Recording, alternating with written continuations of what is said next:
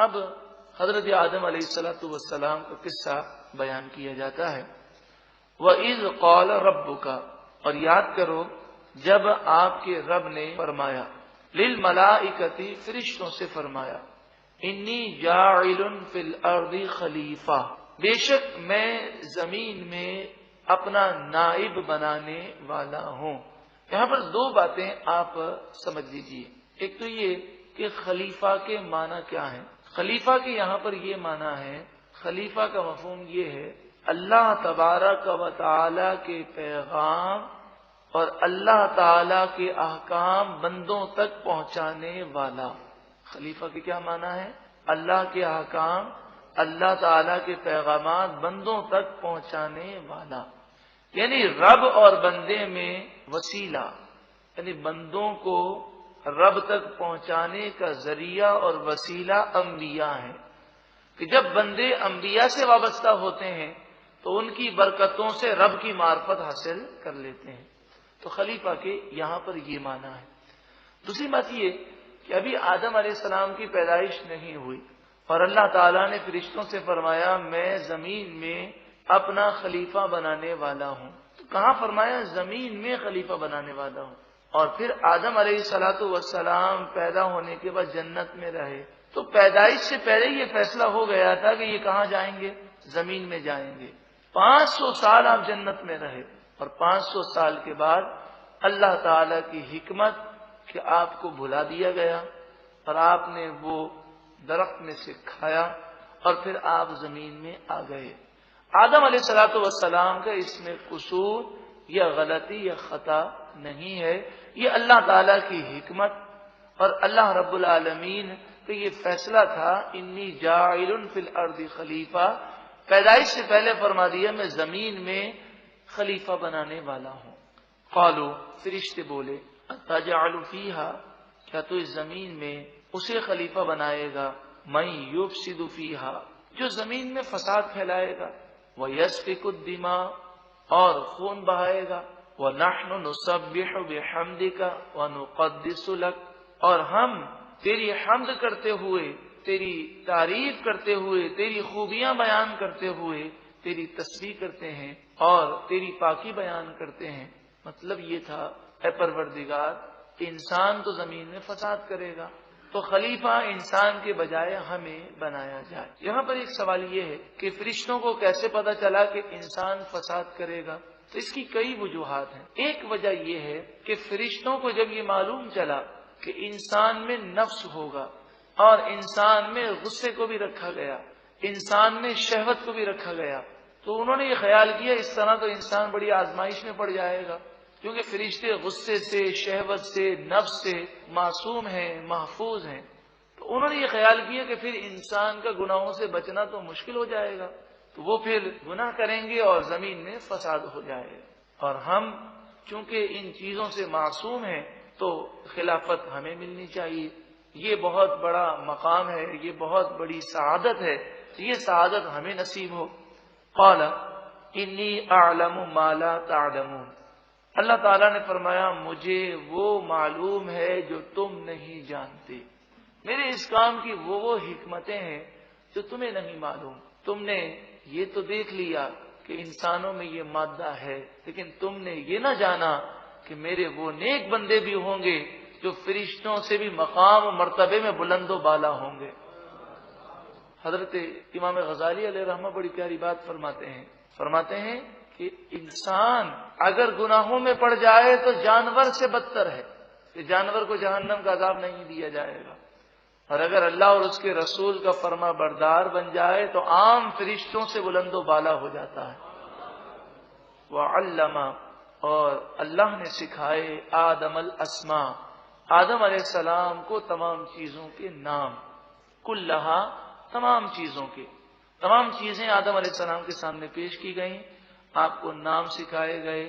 دنیا میں جتنی بولیاں قیامت تک بولی جائیں گی ان زبانوں میں آدم علیہ السلام کو ان تمام چیزوں کے نام سکھائے گئے، ان کے فوائد، ان کے نقصانات سب بتائے گئے۔ ثم پھر عرضهم علی الملائکۃ، ان تمام چیزوں کو فرشتوں پر پیش کیا۔ فقال، بس اللہ تعالیٰ نے فرمایا انبئونی باسماء ہؤلاء، مجھے ان چیزوں کے ناموں کی خبر دو، مجھے ان چیزوں کے نام بتاؤ، ان کنتم صادقین، اگر تم سچے ہو۔ کس میں سچے ہو؟ اس دعوے میں کہ خلافت کے مستحق ہم ہیں۔ قالوا، فرشتے بولے سبحانک، پاکی ہے تجھے، لا علم لنا، ہمارے پاس کوئی علم نہیں، الا ما علمتنا، مگر اتنا ہی جتنا تو نے ہمیں سکھایا، تو نے جو علم ہمیں دیا وہی علم ہے، اس کے علاوہ ہمارے پاس کوئی علم نہیں۔ انک انت العلیم الحکیم، بے شک تو ہی علم والا، حکمت والا ہے۔ مفسرین فرماتے ہیں فرشتوں کا یہ کہنا کہ خلافت ہمیں مل جائے، اس پر وسوسہ نہیں کرنا چاہیے۔ یہ فرشتوں کا مطالبہ کرنا اس وجہ سے تھا کہ خلافت ایک بہت بڑی سعادت ہے، اور سعادت پانے کی تمنا کرنا یہ بہت اچھی تمنا ہے، لیکن انبیاء کا مقام فرشتوں سے بلند و بالا ہے۔ تو ان آیات سے پتہ چلا کہ خلافت عام انسانوں کو نہیں ملے گی، انبیاء کو ملے گی۔ وہ علم میں بھی فرشتوں سے آگے ہوں گے اور عمل میں بھی فرشتوں سے آگے ہوں گے۔ قال یا آدم، فرمایا اے آدم، انبئہم، خبر دیجئے فرشتوں کو، باسمائہم، ان چیزوں کے ناموں کی۔ فلما، پس جب، انبأہم باسمائہم، آدم علیہ السلام نے فرشتوں کو ان چیزوں کے ناموں کی خبر دی۔ قال الم اقل لکم، اللہ رب العالمین نے فرمایا کیا میں نے نہ کہا تھا، انی اعلم غیب السماوات والارض، بے شک میں آسمان اور زمین کے غیب پوشیدہ چیزیں جانتا ہوں، وَأَعْلَمُ مَا تُبْدُونَ، اور میں جانتا ہوں جو تم ظاہر کرتے ہو، وَمَا كُنْتُمْ تَكْتُمُونَ، اور جو تم چھپاتے ہو۔ رب العالمین ظاہر اور باطن سب کو جاننے والا ہے۔ وَإِذْ قُلْنَا، اور یاد کرو جب ہم نے فرمایا، لِلْمَلَائِكَةِ، فرشتوں سے، اسجدوا، تم سب سجدہ کرو، لآدم، آدم علیہ السلام کو، فسجدوا، سب نے سجدہ کیا، فرشتوں نے سجدہ کیا۔ اس وقت جتنی مخلوقات تھی سب نے سجدہ کیا، ساری مخلوق میں ایک ہی شخص تھا جس نے سجدہ نہ کیا، الا ابلیس، مگر شیطان نے، ابلیس نے سجدہ نہ کیا۔ ابلیس جن تھا، سورہ کہف کی آیت نمبر 50 میں اس بات کا ذکر ہے۔ یہ جن تھا، عبادت کر کر کے یہ اس مقام پر فائز ہوا کہ اسے فرشتوں کا استاد بنایا گیا، لیکن حضرت آدم علیہ السلام کی توہین کر کے وہ ہمیشہ کے لیے مردود بن گیا۔ ابا، ابلیس نے انکار کیا، واستکبر، اور تکبر کیا۔ تکبر کے معنی یہ ہے کہ اس نے اپنے آپ کو آدم علیہ السلام سے افضل سمجھا، اور تکبر کی تعریف یہی ہے کہ اپنے آپ کو کسی سے بہتر سمجھنا، یہ تکبر ہے۔ واستکبر، اور اس نے آدم علیہ السلام کے مقابلے میں تکبر کیا۔ وَكَانَ مِنَ الْكَافِرِينَ، اور کافروں میں سے ہو گیا۔ اب شیطان کو مردود کر دیا گیا، اسے نکال دیا گیا۔ وَقُلْنَا، اور ہم نے فرمایا، یا آدم، اے آدم، اسکن انت وزوجک الجنت، آپ جنت میں رہیں، آپ کی زوجہ جنت میں رہیں۔ یہ کلام حضرت آدم علیہ السلام کے جنت میں جانے کے بعد اور حضرت حوا رضی اللہ تعالی عنہا کی پیدائش کے بعد یہ کلام فرمایا گیا۔ حضرت آدم علیہ السلام کی پسلی سے حضرت حوا کو پیدا کیا گیا۔ وَكُلَا مِنْهَا رَغَدًا، اور تم دونوں کھاؤ اس جنت سے، رغدن، بلا روک ٹوک، حیث شئتما، حیث جہاں سے، شئتما تم دونوں چاہو، ولا تقربا، اور تم دونوں قریب نہ جانا، ہذہ الشجرۃ، اس درخت کے قریب نہ جانا، فتکونا من الظالمین، ورنہ تم دونوں ہو جاؤ گے حد سے بڑھنے والوں میں سے۔ تو یہ حد ہے، یہ درخت، اس درخت کے قریب گئے تو حد کو کراس کرنے والوں میں سے ہو جاؤ گے۔ 500 سال تک اب جنت میں رہے، جب تک اللہ نے چاہا جنت میں رہے، اور جب اللہ رب العالمین نے یہ چاہا کہ اب آپ زمین میں جائیں اور زمین کو بسایا جائے تو فنسیا، حضرت آدم علیہ السلام اس درخت کو بھول گئے، قرآن نے بیان کیا۔ اور آپ جانتے ہیں کہ اگر کوئی روزہ رکھے اور روزہ رکھ کر وہ بھول جائے اور بھول میں کھا پی لے تو شرعی مسئلہ کیا ہے؟ اس کا روزہ نہیں ٹوٹتا، بلکہ حدیث پاک میں ہے کہ بھول کر اگر کھا پی لے تو وہ یوں سمجھے کہ اسے اللہ نے کھلایا اور اللہ نے پلایا۔ آپ کو یہ بھلا کیوں دیا گیا؟ اس لیے بھلا دیا گیا تاکہ آپ دنیا میں جائیں۔ لیکن اللہ کے نیک بندے ہمیشہ عاجزی کرتے ہیں اور وہ اپنے آپ کو گنہگار سمجھتے ہیں۔ ایسے کئی بزرگان دین ہیں کہ ہوا چلتی تو رونے بیٹھ جاتے، آندھی چلتی تو رونے لگ جاتے۔ لوگ کہتے تو کہتے میں رو رہا اس لیے ہوں کہ یہ آندھی میرے گناہوں کی وجہ سے چلی ہے، اگر میں نہ ہوتا تو مسلمانوں پہ تکلیف نہ آتی۔ تو یہ ان کی عاجزی، یہ ان کا مقام ہے۔ تو آدم علیہ السلام کو بھلا دیا گیا، اور یہ آپ کی عاجزی ہے، یہ آپ کا مقام ہے، یہ آپ کا خوف خدا ہے کہ آپ کئی سو سال تک اللہ کے خوف سے روتے رہے، اور 300 سال تک خوف کے مارے آپ نے آسمان کی طرف نگاہ نہیں اٹھائی۔ یہ اللہ کے نیک بندوں کا انداز ہے۔ حضرت عمر رضی اللہ تعالیٰ قطعی جنتی ہیں، لیکن خوف سے روتے روتے آپ کے چہرے انور پر آنسوؤں کی لکیریں بن گئی تھیں۔ حضور نے انہیں جنت کی بشارت دی ہے، حضور کی بشارت میں انہیں کوئی شک و شبہ نہیں ہے، لیکن جب اللہ کے نیک بندوں پر خوف کا غلبہ ہوتا ہے تو وہ سب کچھ بھول جاتے ہیں اور اللہ کی محبت میں اور خوف میں گم ہو جاتے ہیں۔ فَأَزَلَّهُمَا الشَّيْطَانُ، بس انہیں شیطان نے پھسلا دیا۔ ازلہ کے معنی ہوتے ہیں انسان پھسلنا نہ چاہے تب بھی پھسل جائے۔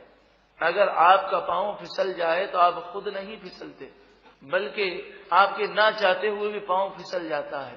تو ازلہ کا جو صیغہ ہے، اگر عربی گرامر کو کوئی جانتا ہو تو وہ بھی جان سکتا ہے کہ ازلہ کے یہی معنی ہے کہ آدم علیہ السلام نے جان بوجھ کر ایسا نہیں کیا۔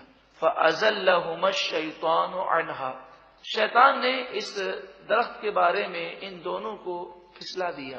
فَأَخْرَجَهُمَا، اور ان دونوں کو وہاں سے نکلوا دیا، مما، اس سے جو کانا فیہ، جس جگہ میں وہ تھے۔ وَقُلْنَا، اور ہم نے فرمایا، اہبطوا، تم سب نیچے اتر جاؤ، بعضکم لبعض عدو، تم ایک دوسرے کے دشمن ہوگے۔ دنیا میں دشمنیاں چلتی رہیں گی، جنت میں کسی قسم کا بغض نہیں ہوگا۔ دنیا میں جاؤ گے یہ حالات تمہارے ساتھ ہوں گے۔ وَلَكُمْ فِي الْأَرْضِ مُسْتَقَرٌّ، تمہارے لیے زمین میں مستقر، ایک عارضی ٹھکانہ ہے۔ وَمَتَاعٌ، اور برتنا ہے، استعمال کرنا ہے، فائدہ اٹھانا ہے، إِلَى حِينٍ، ایک وقت تک، پھر تمہیں دوبارہ مر کر اللہ کی بارگاہ میں حاضر ہونا ہے۔ آدم علیہ السلام اور بیوی حوا رضی اللہ تعالی عنہا جنت سے دنیا میں تشریف لائے۔ یہ تو دو افراد تھے، لیکن قرآن مجید فرقان حمید نے جمع کا صیغہ استعمال فرمایا، جس کے معنی یہ ہے کہ جمع عربی میں 3 سے شروع ہوتی ہے۔ مفسرین فرماتے ہیں یہاں اہبطوا میں کلام آدم علیہ السلام سے بھی ہے، اور آپ کی پشت اطہر میں جو آنے والی نسلیں تھیں ان سے بھی خطاب ہے۔ فَتَلَقَّى آدَمُ مِن رَبِّهِ، پس آدم علیہ السلام نے سیکھ لیے، من ربہ، اپنے رب سے، کلمات، چند کلمات، ربنا ظلمنا انفسنا، یہ والے کلمات، اور دوسرے کلمات احادیث طیبہ میں ہیں کہ آپ نے حضور کے وسیلے سے دعا فرمائی۔